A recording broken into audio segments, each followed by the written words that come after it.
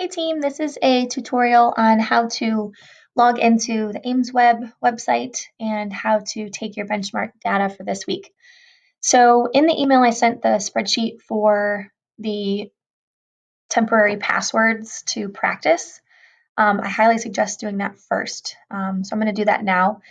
Our customer ID is 20198. Your username is teacher70 whatever. And then your password is either password 1 or 2.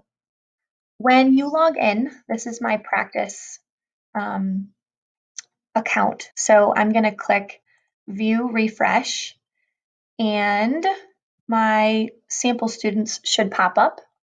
I'm going to click on the student I want to get baseline data for. I'm going to click on the I,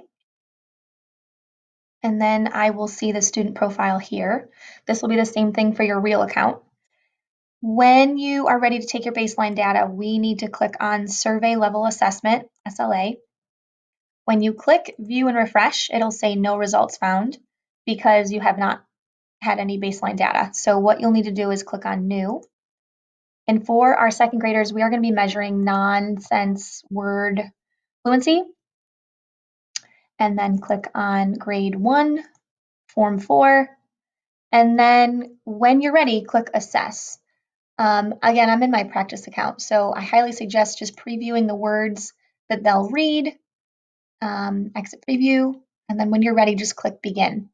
The timer will go, and when it's done with 1 minute, you'll click the last word that the kid was on. Okay, so when you're ready to do the real thing, I suggest going to the rapid identity, click on clever, and then if you scroll all the way down, you will see Aimsweb. When you click on Aimsweb logging in through Clever, you'll see your entire class here. Always click View and Refresh, and then click on, again, the kid you would like to assess, click the I. I hope this helps, and if you need anything, reach out.